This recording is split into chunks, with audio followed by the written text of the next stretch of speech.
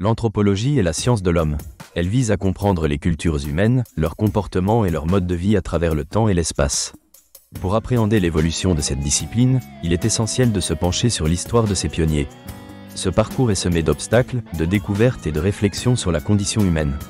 Edward Burnett Tylor est l'un des premiers anthropologues à s'être fait connaître.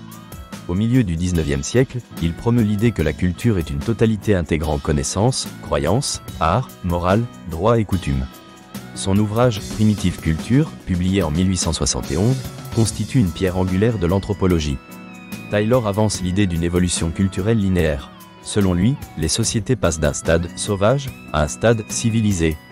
Cette vision a été critiquée, mais elle a ouvert la voie à de nombreuses études. Il est également l'un des premiers à défendre l'idée que toutes les cultures méritent d'être étudiées et respectées.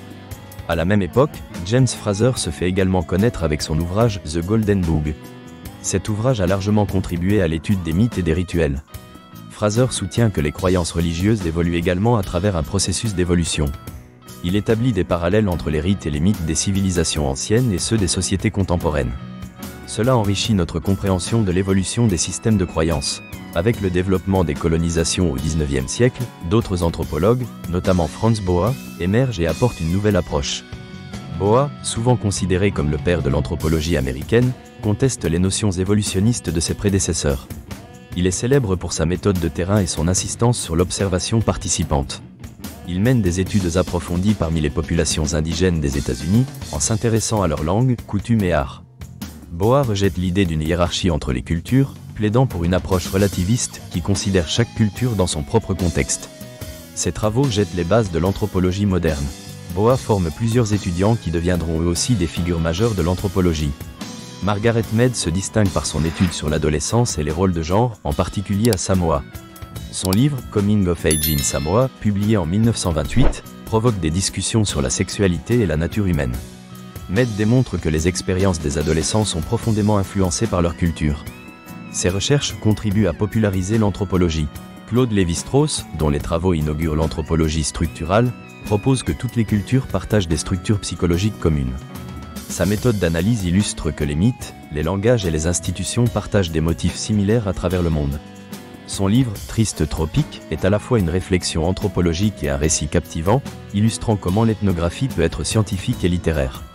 Les pionniers de l'anthropologie n'ont pas seulement observé les cultures. Ils ont souvent été influencés par les contextes sociaux et politiques dans lesquels ils évoluaient. Les idées colonialistes ont teinté certains de leurs travaux. Leur désir de classer les sociétés a parfois mené à des généralisations injustifiées. Aujourd'hui, l'anthropologie se remet en question. Ces réflexions permettent d'améliorer les pratiques éthiques et respectueuses des diversités culturelles. L'avant-garde contemporaine de l'anthropologie a aussi été influencée par les luttes pour les droits des indigènes et les mouvements féministes. De nouveaux chercheurs s'engagent à décoloniser l'anthropologie en intégrant des perspectives souvent ignorées. Ces voix récentes, notamment celles des anthropologues autochtones, enrichissent la discipline. Elles soulignent l'importance d'une approche collaborative respectueuse des savoirs. Ainsi, les pionniers de l'anthropologie ont façonné des voies de recherche qui continuent à influencer la discipline. Leurs travaux, fruits d'un contexte social spécifique, permettent une compréhension des dynamiques culturelles et sociales entourant l'humanité. En conclusion, l'anthropologie, avec son histoire riche, nous invite à explorer les différences culturelles et à réfléchir sur ce qui nous unit. Les pionniers de cette discipline nous montrent que la quête de connaissance est une plongée dans l'humain. Leur contribution rappelle qu'une compréhension empathique est essentielle dans un monde aux interactions en constante évolution. En continuant à réfléchir sur l'éthique, la diversité et la relativité culturelle, nous pouvons faire avancer cette discipline essentielle, exigeant un regard à la fois curieux et respectueux de l'autre.